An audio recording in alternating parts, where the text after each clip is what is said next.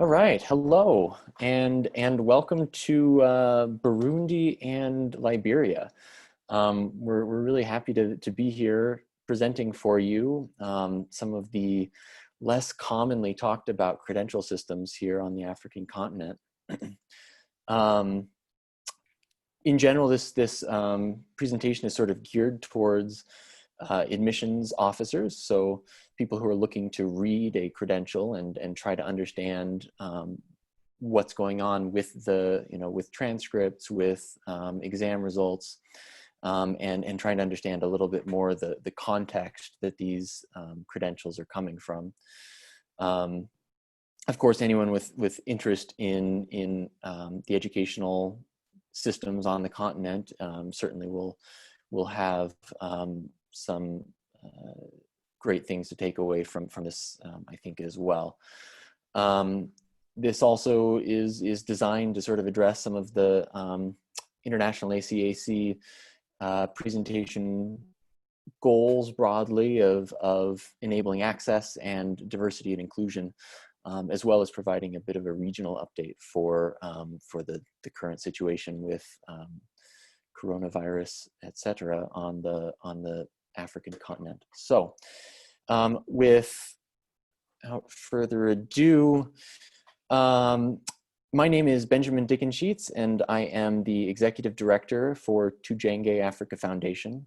Tujenge Africa Foundation is based in Burundi, and we are a peace building and educational access organization, and our primary initiative at the moment is working with young people for their secondary, between their secondary studies and university studies. So that's sort of my role here. Abraham Berry is also joining me here. He is the program manager for Smart Liberia. He's an international ACAC scholar, and is the works with students in Liberia in a gap year program, helping them to prepare for and access international educational opportunities at the university level. Unfortunately, we probably will not be joined today by Mbao Ngula, who is the executive director at Project Educate. We've just been having a lot of issues with connectivity, and ultimately it looks like she won't be able to join us. So our goal today is to do a bit of a deep dive into the educational systems of actually just two countries. So we'll talk about Liberia, and we'll also talk about Burundi. Unfortunately, Mbao, who is going to talk about Zambia, like I said, won't make it. But our goal here is to really give some broad context for the educational systems of these countries, and also take really a deep dive into understanding those secondary transcripts, and trying to point out things that you should probably consider, or maybe that aren't initially obvious as you are reading these documents. We'll also look briefly at university systems in country and point out how they evaluate the credential systems as well. And we'll make some comparisons to regional education systems.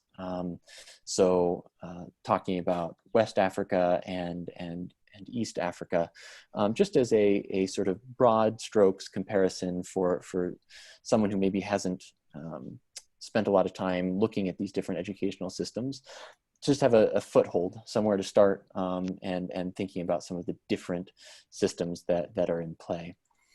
So there's a lot of information on the slides, and we certainly won't cover it all. We really designed this as a resource that you can come back to even as you are going through your reading process. And with that, I will go ahead and turn it over to Abraham to discuss education in Liberia.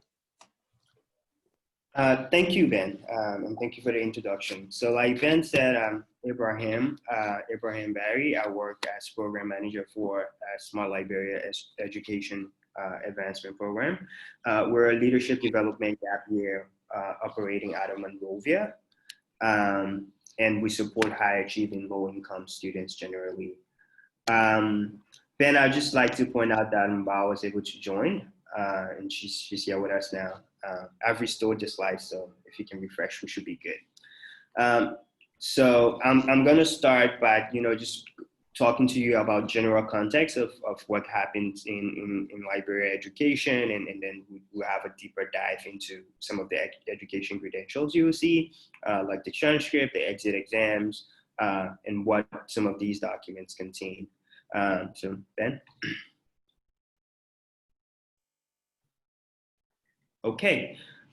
So generally in Liberia, we have a 12-year progression with 6 years spent in primary school, 3 years in junior high, and 3 years in senior secondary school. So most of the time when you receive a transcript from students, what you will be seeing is the final 3 years of senior secondary school represented on the transcript. Language of instruction in Liberia is English. It's also the nationally spoken language and the most common mean of communication. It's also mandatory for students to take 12 years of English from grade 1 to grade 12. You will see two different types of education credentials coming out of Liberia. So the Liberia Senior High School Certificate being one, and the West African Senior School Certificate being the other. The Liberia Senior High School Certificate was discontinued in 2018, and we've moved mostly to the regional exam and the regional certificate. Most families in Liberia would spend under 32 US dollars on the education of their child. That varies between public and private schools, with most high schools being operated by the government. Ben? So we operate a national curriculum with over 87% of high schools, secondary schools using the national curriculum. It was approved in 2011 and revised in 2019. There are still a lot of schools that haven't made the transition from the 2011 curriculum to the 2019 version. The Ministry of Education is still integrating that into the new plan for the future. French is the language taught as a foreign language in Liberia. Students do about 6 years of French, starting in junior high school. On the senior secondary transcript, you will see 3 years of French reported as the foreign language. In terms of subject requirements, it's normally non-track.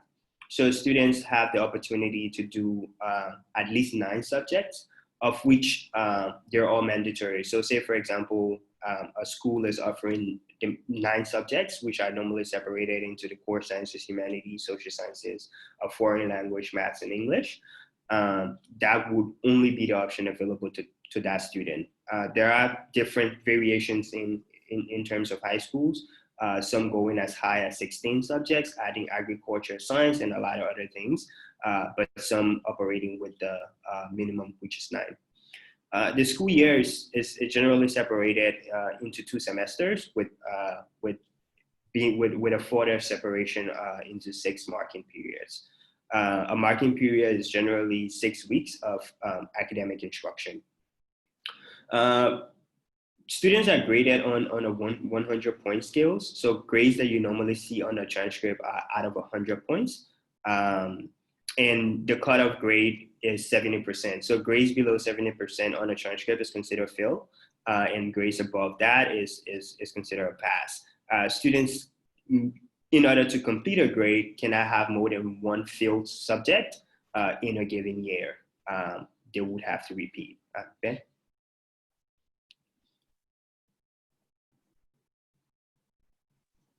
Next slide, please. Okay.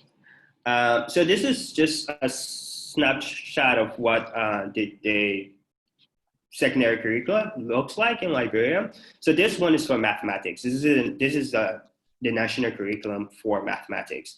And it outlines the different academic units or subject learning units that students have to complete across a given year. So for this, you will see it separated for the final 3 years of high school, so grade 10 to grade 12, and the accompanying units separated from the first marking period to the sixth marking period. So what you will see on the transcript is the cumulative average of the student performance in each of these academic units or each of these learning units. And this is done for all the other subjects that are taught in high schools. And this information is usually available on the Ministry of Education's website. Okay. So let's talk a little bit about transcript. Most transcripts in Liberia would be accompanied by a transcript letter. So it's sent in the form of a letter of recommendation that normally outlines where the student went to school, the year, if there is any gap in progression, like if there is a missing year, those type of information. It is very, very common for this to be an existing template. So you may receive a transcript from a given high school for 3 or 4 students that says exactly the same thing. It's just a way to, there are only a few things that change, like the year, the student name, stuff like that. It's very common practice. Usually a transcript is signed and stamped by a school official, usually the registrar or the vice president, vice principal for academic affairs. Ben? So this is the part of the transcript that contains the most useful information.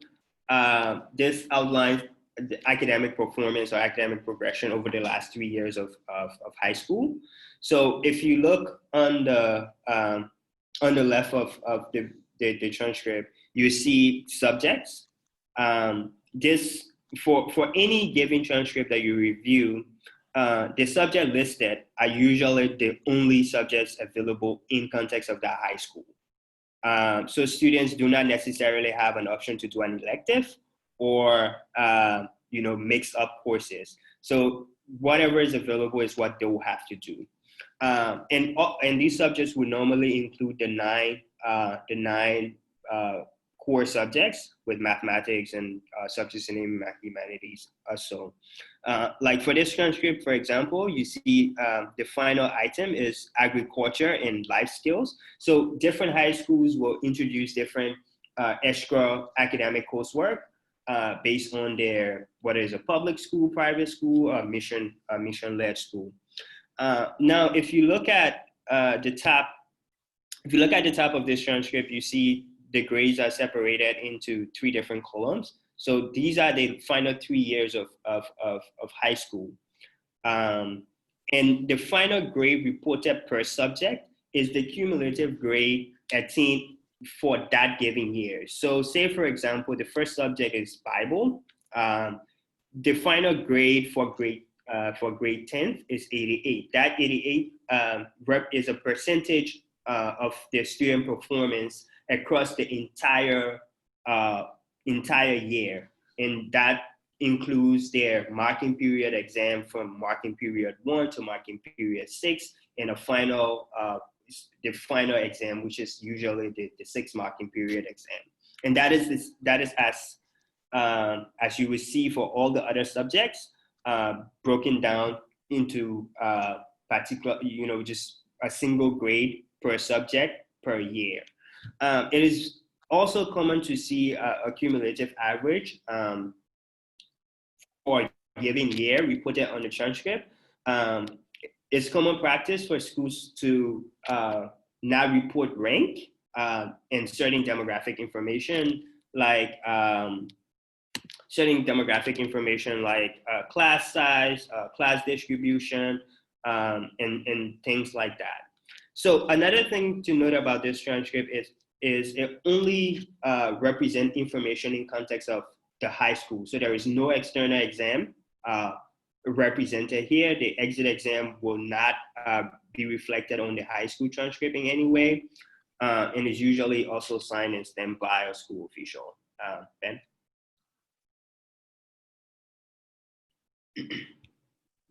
Okay, so now let's talk about the National Leaving Exam. Up until 2018, the National Leaving Exam, also given by the Examination Board, the West African Examination Council, was the Liberia Senior High School Certificate Exam. It was only given nationally.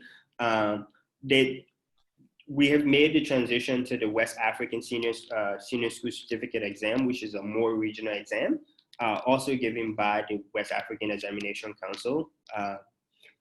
So if you're reviewing exit exam for a student who graduated prior to 2018, you will see the Liberia Senior High School Certificate exam, and for students after 2018, you would see the WAS. It is normally tested during May and June, and then November and December. Usually, if students are testing within the context of the school, they test May or June, or if they're taking a private exam for certification purposes, they would normally do that in November or December. There have been multiple problems with exit exams in Liberia, especially with historically poor performances from students since the end of the Civil War. There have been multiple years where students, we have a testing class with no credits, and up to 50 or 60% of students not meeting the minimum pass mark. Ben? So before we go to the next slide, sorry, I just wanted to point out the grading scale on the right. So this is the grading scale you will see on all of the exit exam reports that we're going to look at next. So it's graded from A1 to F9, A1 being the highest attainable mark and F9 being the lowest possible. If a student can attain anywhere between A1 and E8 and successfully pass the exam, grades between C4 and C6 are considered credits, D7 and E8 are considered pass, and F9 is the only possible fill mark a student could get on the exam. Ben? So here is an example of the exam results. So if you look at this, it shows the student information. So there are specific information like their student number that's only assigned to that student, high school, the date and everything, and then the core subject taken. Like within high school, they normally test the 9 core subjects, and students don't have an option to take another subject or not take one of these subjects. They have to take all of the available, all of the 9 subjects that they would have ordinarily gone through within the national curriculum. The core subjects are normally separated into the core compulsory subjects, so math and English, and then the general, and then sciences. So the online result, this is the first available result for students. This is the result they get after a few months of taking the exam, and it's mostly the only one available for up to one year or 1 year, 6 months, 18 months of taking the exam. And it will show the student performance in particular areas. So you're able to look at this and compare with what a pass is or what a fail or a credit is, and be able to make an informed decision on student performance. In order to attain a graduation certificate, students must meet a minimum of at least, pass a minimum of at least 6 subjects, with 2 of those 6 subjects being the core compulsory, which are mathematics and English. There are different merit levels to it, so students can attain anywhere between a Division 1 and a Division 3. All of these mean a student pass an exam, but with varying aggregate score and varying merits. Ben?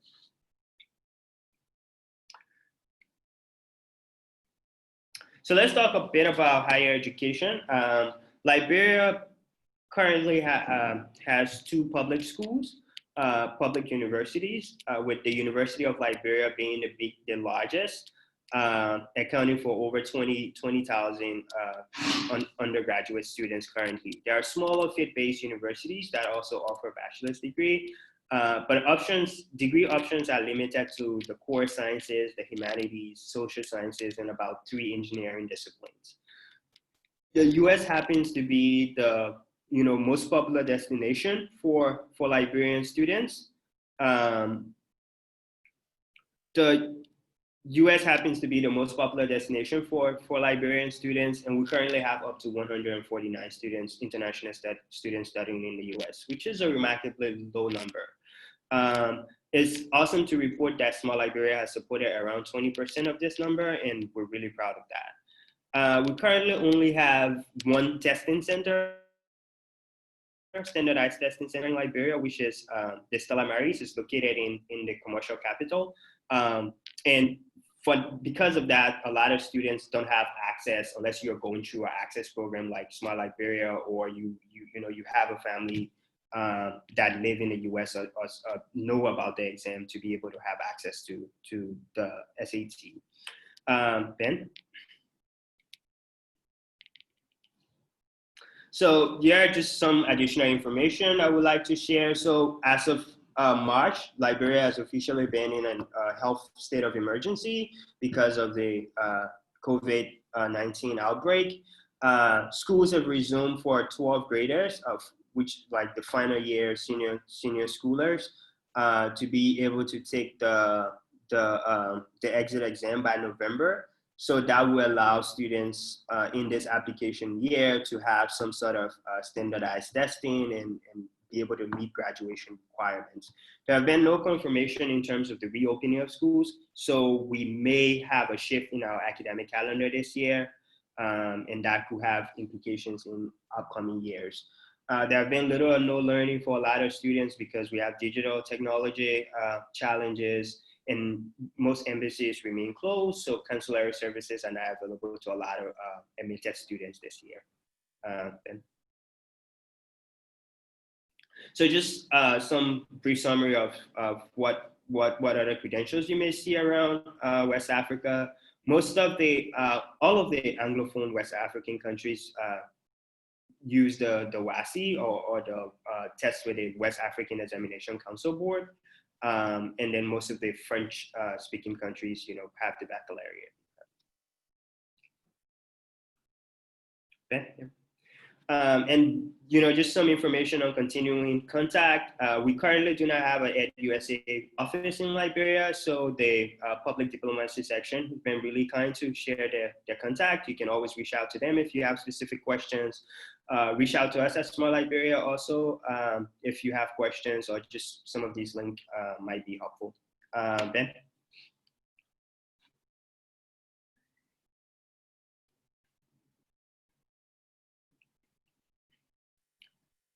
Then you just have to refresh. Yeah, we good now.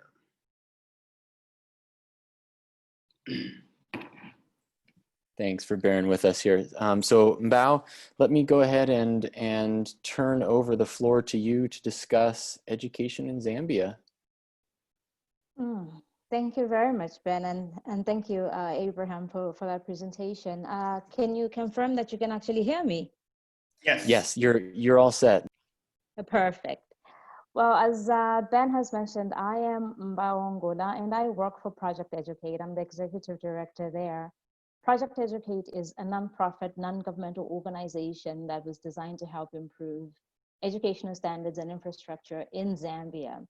What we noted over the years is that many of our students, upon graduating from 12th grade, regardless of whether they had good grades or not, they would just stay home and languish. And so we decided to introduce Future Promise as a way of bridging the gap for underprivileged students. And basically what we do is, in addition to college advising support, we do run some other programs intended to specifically supporting kids in terms of becoming better citizens at the local level and also at the national level. So basically we work with low-income students trying to improve their access to education, and mainly we do that with the support of the High Achieving Low Income Network, famously known as HALI. And we can move on to the next slide then.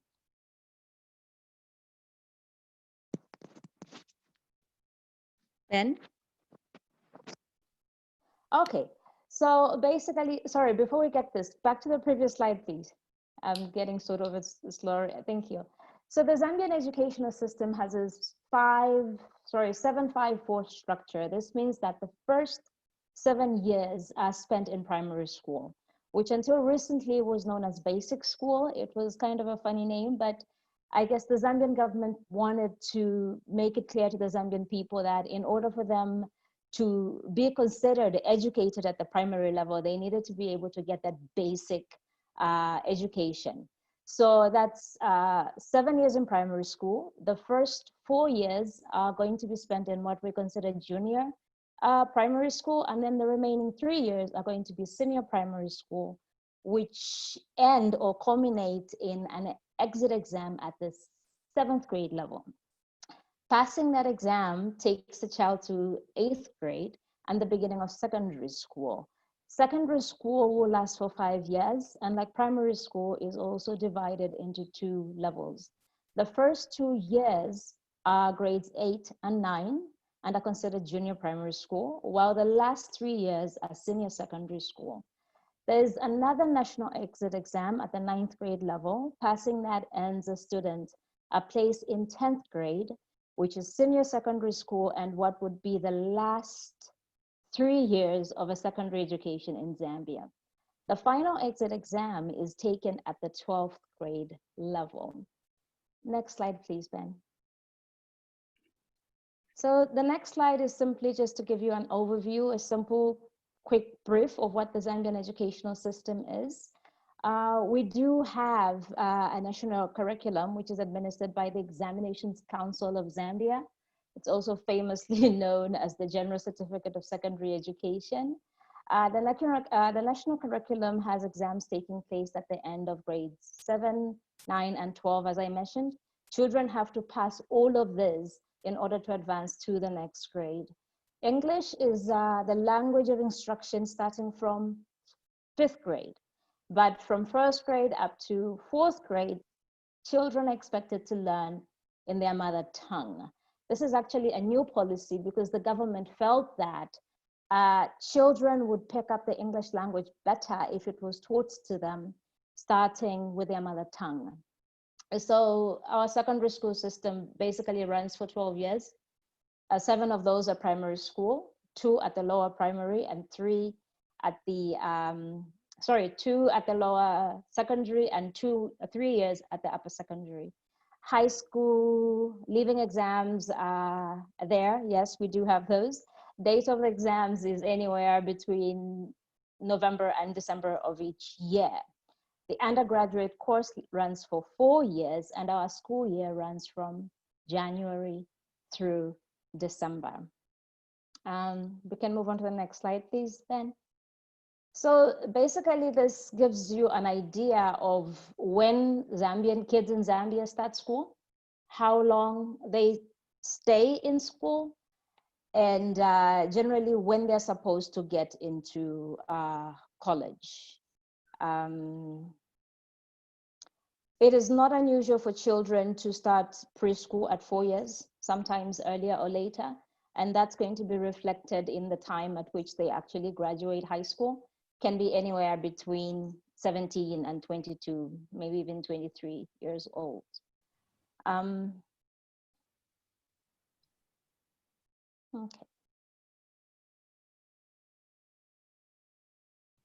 Okay, I've just spoken about the national curriculum.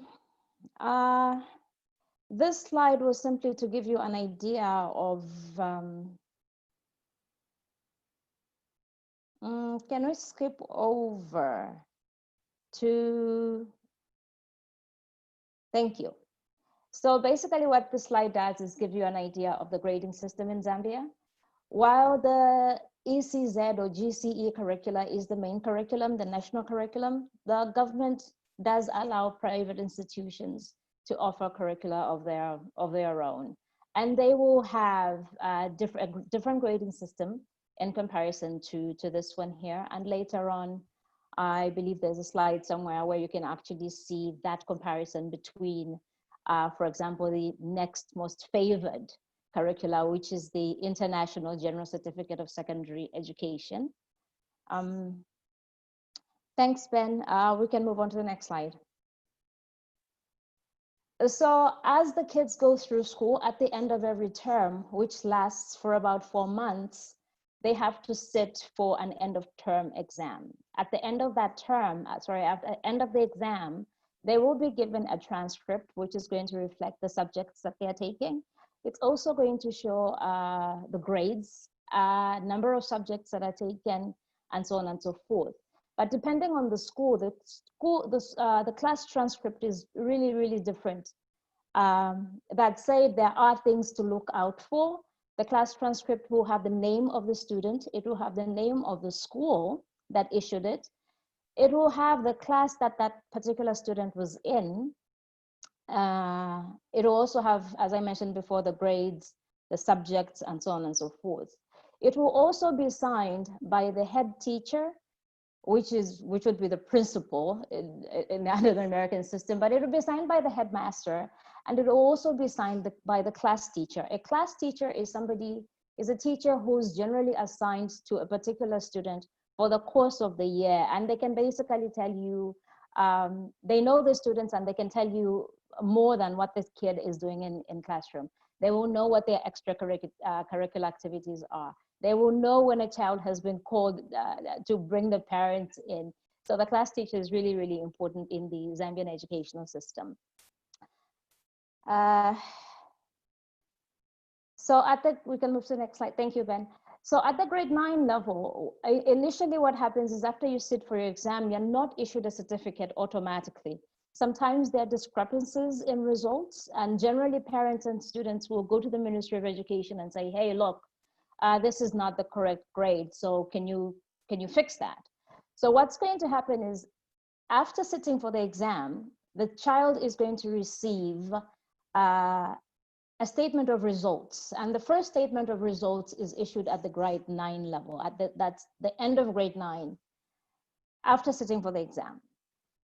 It's a national exit exam, and instead of, like I mentioned, instead of a transcript, they will receive this statement of results. And upon further reconciliation, they will receive something called a certificate. So the certificate will only replace the statement of results after verification of those results by the school in case of any discrepancies. Okay, and just like the certificate, the transcript will have the name of the student, it will have the subjects taken, it will also have something called an examination number, which is an identification number that you can basically use to track a student's performance from anywhere. All you have to do is call the Ministry of Education and say, hey, I'm looking for results for this number, can you verify? And the Ministry of Education will be able to do that for you. So after about a year, you now get a certificate. The certificate now, thank you, Ben. So the certificate is now the verified results of a student after having sat for the grade 9 exam. Generally, the statement of results and the certificate of results are supposed to be the same, but it is not unusual for you to have a student with varying one grade or two that's different from the other one. And then the onus becomes yours to actually just get in touch with either the school or the Ministry of Education to verify that. Okay, we can move on to the next slide, Ben. Thank you. So basically the way it is, just as you get the statement of results in grade 9, you are also going to get a statement of results in grade 12. And basically it gives the student and their family time to verify that the results that they've been given are correct. But what the statement of results will have on it is basically the name of the student, the school, the center number, the examination number. And you can, in this particular slide, you can see those pretty clearly out. It will also have the students, the subjects that the student has taken, how well they have performed, and also the number of subjects that that particular child has sat for, and also, most importantly, the number of subjects that that child has actually passed. Thanks, Ben. We can move on to the next slide. Okay, so in terms of documentation, what you're looking for are 2 statements of results at the grade 9 and grade 12 level. You are also looking for a series of transcripts. Our national exit exams, we have the 2 national exit exams at the grade 9 and the grade, the grade 9 and the grade 12 level. And basically passing those 2 grades is what ensures that a child can progress onto the next grade.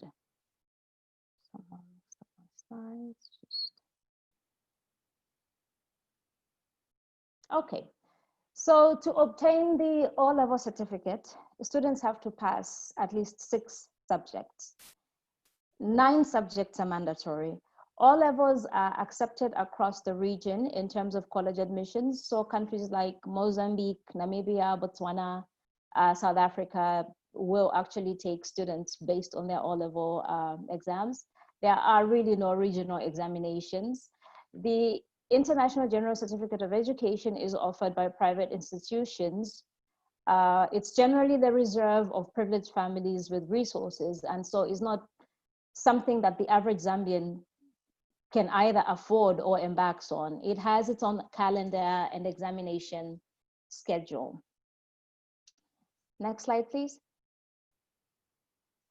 So as I mentioned, once a child sits for the grade 12 exam, at the end of that period, they're going to first receive a statement of result. That statement of results is going to be converted into an actual certificate after about a year.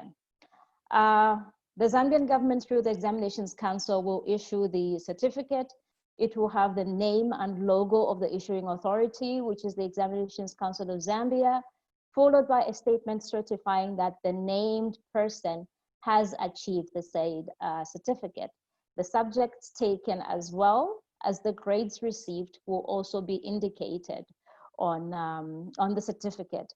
Again, there's an examination number on the certificate that anybody can verify with the Ministry of Education at any one time by simply calling in to find out. And generally what has happened in the past is there has been an issue with students, just people going off and forging certificates.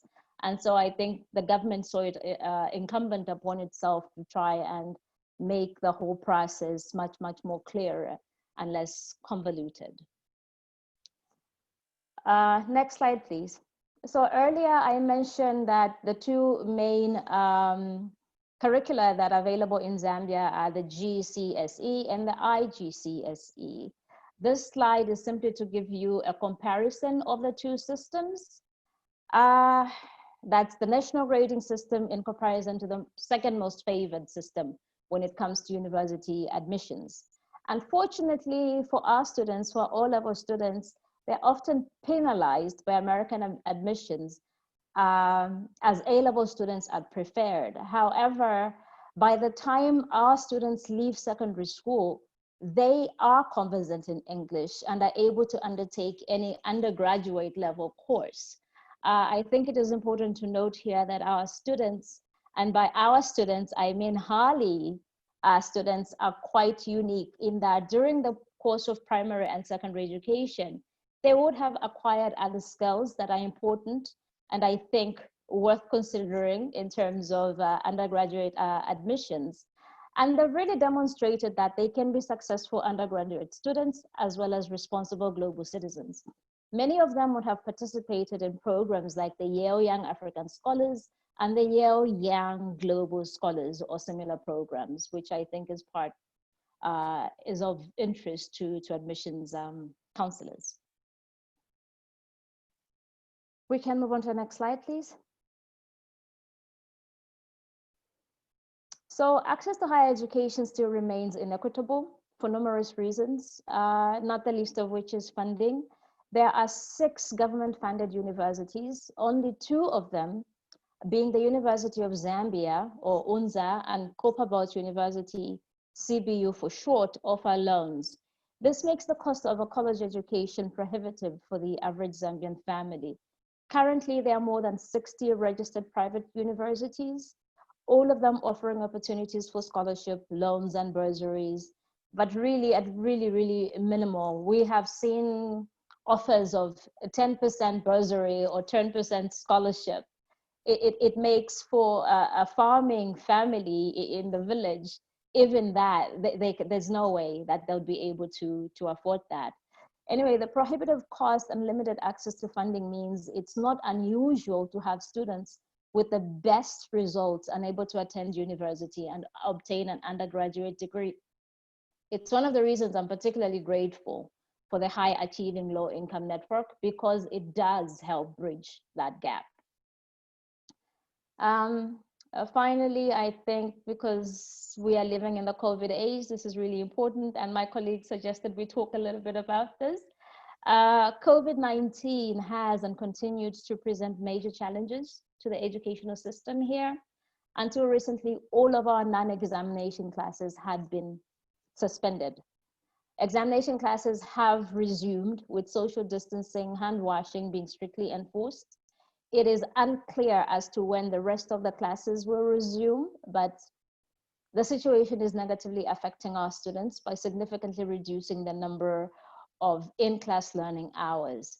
Due to poor availability of technology in government schools, especially, online learning is not really an option, even at a time like this when it is actually needed. Trying not to take up everybody's time, but in short, that is a snapshot of the Zambian educational system. I've talked about, I think, the most important things, which are the exams and also the supporting documentation that is generally required when applying for college, especially in the United States. Thanks a lot. There is a final page, I do believe, with some resources there, just important stuff that you might find useful. Thanks a lot, Ben. Thank you so much, Mbao. So to top it off, we're going to move back up to East Africa, Central Africa, somewhere in the middle of those, and talk a little bit about Burundi and the education system there. So Burundi's education system is going to look a little bit less familiar than some of these systems that are based on either UK or American style learning systems.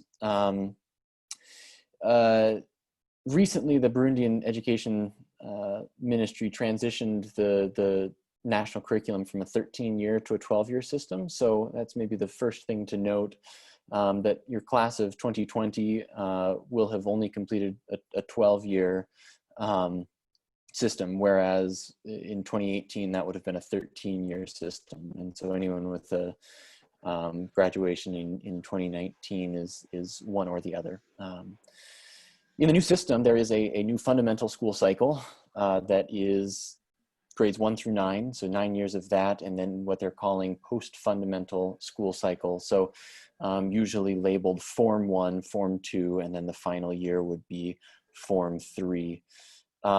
The entire 9-year fundamental school cycle is universal and free, but largely inaccessible based on needing to purchase uniforms, books, and of course the economic opportunity cost of keeping kids in school.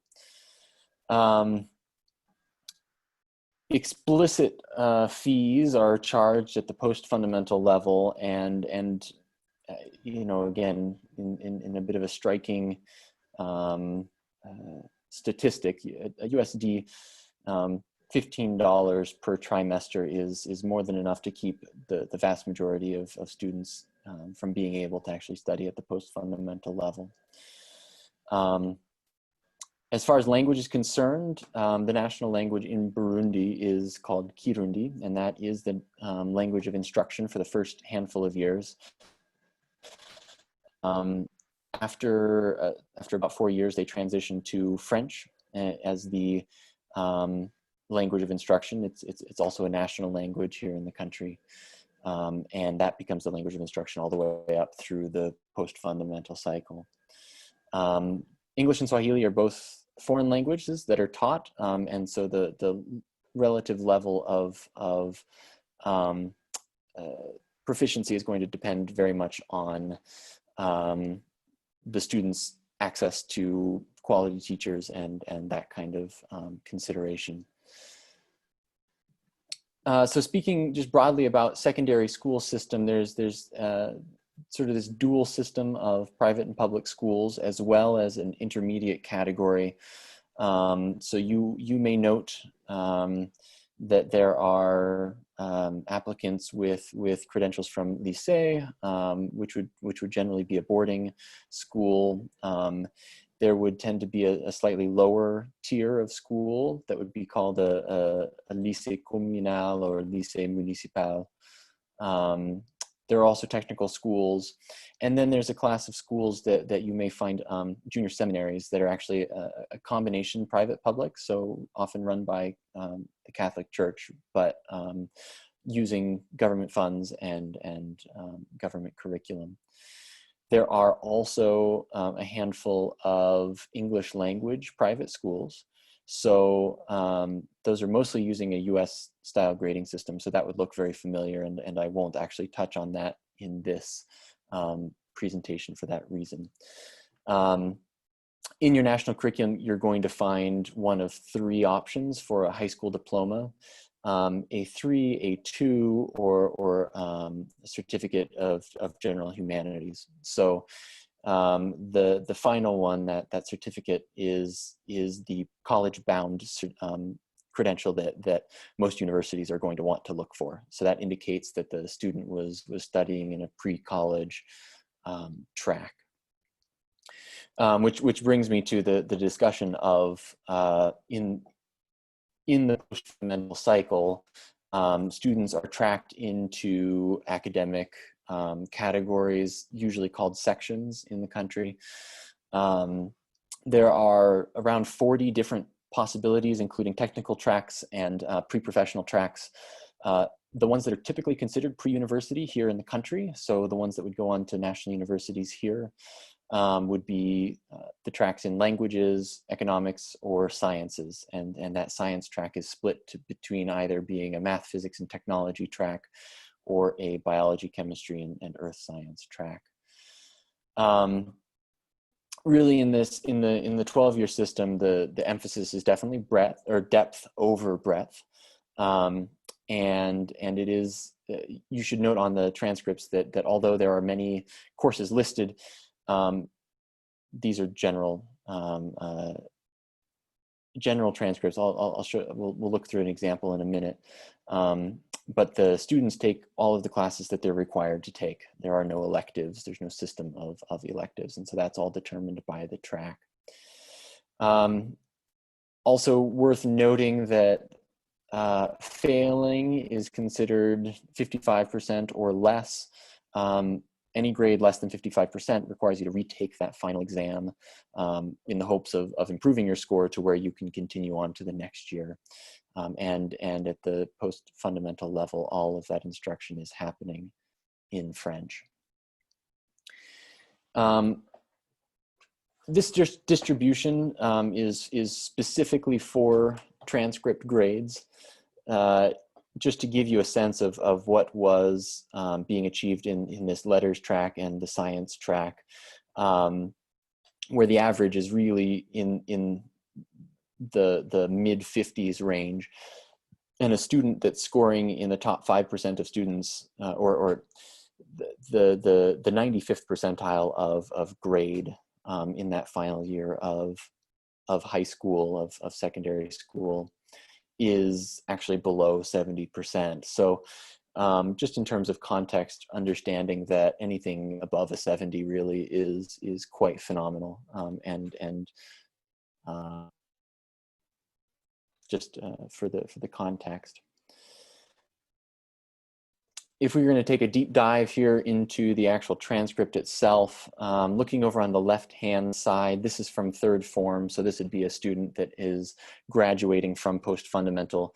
You'll notice that there is this notification that the student has been certified. They completed the cycle. Other years, if this is not a third form transcript, there's usually a note of AO, they've been admitted to the following grade. There's also a space to repeat or to list any exams that the student had to repeat. So anything, if the student did achieve less than 55% and had to repeat one of those exams, that's listed there on the transcript. On the right-hand side, really, it's just school information. There's some information about which track, which section you'll notice the student is enrolled in, and just contact information should you need it. The reverse of the transcript is really where all the information is. It's really a fairly rich transcript in terms of what information is available to you as you're reading it. You have information about class size, you have information about class rank down in the bottom right-hand corner. That's based on the final grade, which is aggregate over all 3 trimesters and over all academic subjects. As I was mentioning earlier, if you look at the actual subjects that are offered, so the list of subjects on the left, you'll notice that this student, as they were a math, physics, and technology student, did not take chemistry or biology in their final year at high school. So that's by design in the system. They have taken all of the courses that were available to them. It's also worth noting, I think, that each class is weighted slightly differently. So the total possible points are listed over sort of in the left-hand side of this transcript as well. You'll notice that some classes are weighted more heavily than others, and that's roughly equivalent to the amount of time that the student spends on that in any given week, so proportionally equivalent. The Certificat des Humanités Générales, which is issued to a student graduating from a lycée or from one of these traditionally college-bound high schools, is given and awarded solely on the result in that high school without regard to a national exam. There is a grading scheme, a distinction scheme based on that student's final grade that was down in the right-hand corner of their transcript. So as a percentage there, you'll see this student had 81.3%, so quite high. This puts them in the, let's see, well, this would be a different student with a different score, but they were put into the Grand Prix category here of academic distinction. So this is the sort of the table here to help you parse that. In addition to graduating with a transcript, students finishing their 12th year of school will take a national exam about 1 to 2 months after they finish their secondary studies. That exam consists of 6 to 8 core subjects based on their academic track, and they write it over the course of about a week. And each of these subjects is sort of split into at least one or more exam blocks where the student will spend a couple of hours working on that exam. After they take the exam and that result is graded, the Burundian Ministry of Education does a bit of a strange thing, and I'll spend a little time explaining that. they will weight that score in that subject. So say a student was taking a science exam and has a score for mathematics. They take that result on the national exam, weight it by 80%. Then they will take the student's score from their transcript in the final year, that secondary school grade, weight that by 20% and combine that into an overall grade. And that's reported on, we'll look on the next slide here, a document called the Attestation de Réussite. Students who do succeed on the national exam are issued a diplôme d'état. That's usually not available for an admission cycle. It's not usually issued until around March, but that is awarded as long as the student has a score greater than about 50%. So here's these documents dealing with the exam d'état. On the left is the more common of the two. It's called the Attestation de Réussite, and that is the total. This is this weighted total between the national exam and the secondary school. The document on the right is maybe more interesting, and as an admissions officer, you may be interested in asking for the relève des résultats specifically so that you can get the subject by subject breakdown. And that'll again include as a percentage there for you to parse. An example of the diplôme d'état uses the same academic distinction equivalence table. So you can again parse that, and that's coming from the combination of national exam and secondary transcript. So this score would be the same on the diplôme d'état as on the attestation. On a different track here, Burundi does not have a whole lot of access to international standardized testing. So while all of your students in the national curriculum will take this national exam, there's only one SAT test center in the economic capital, Bujumbura, with only a handful of test dates. There's also only one paper-based TOEFL center. So students in Burundi aren't able to take an internet-based TOEFL unless they travel outside of the country and go elsewhere. I will skim through this, but make note only that the premier university system in the country is the national university, and in general, their minimum qualification for enrollment is around 56%, which is close to that mean for a student graduating with that national exam. There are not a lot of students that can end up studying at the National University, despite the fact that it has zero tuition technically, and the access to the small number of private universities is also quite small. Those do tend to be more permissive for students who have slightly lower grades, but ability to pay. Burundi is one of the countries in the world that has not done a whole lot of locking down, with the exception of locking down borders to prevent travel between countries. But public life, government life, education continues, and there's recently a push to open quite a number of regional testing centers for COVID. Perhaps of note, the U.S. Embassy for Burundi is closed indefinitely, not just because of COVID, but there is also some governmental relation type issues that are currently ongoing. Hopefully will be resolved in the near future, but a small heads up on that.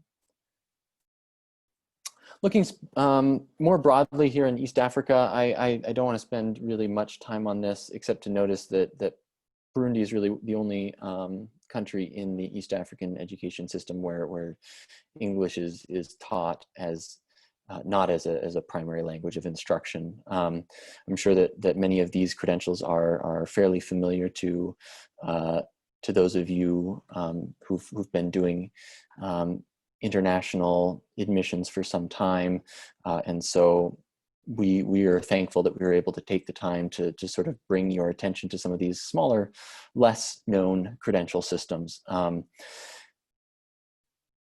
However, there are many resources in terms of understanding not just the three that we addressed today, but any of the credential systems across the continent.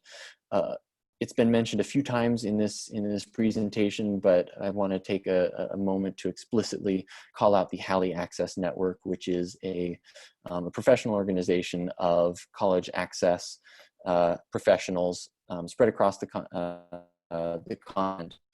And some of the services that they provide include producing country profiles with largely the same exact information that we've just covered, even in more depth, and contact information should you have additional questions that aren't covered in those country profiles. UNESCO also produces country profiles. As far as providing background information for a country, those can be highly useful as well. A final call out for the HALI Access country profiles. There's the direct link here should you have interest in learning more about any of these educational systems. And with that, I will go ahead and thank you for joining us on this brief tour of some educational systems. And thank you very much, of course, to co-panelists, Abraham and Bao, and thank you for everyone helping with technical issues and for bearing with us. So if there are any other questions on any of the material, we've put contact information also on these slides, and we hope that you continue to enjoy the International ACAC conference, and we appreciate your time. Thank you.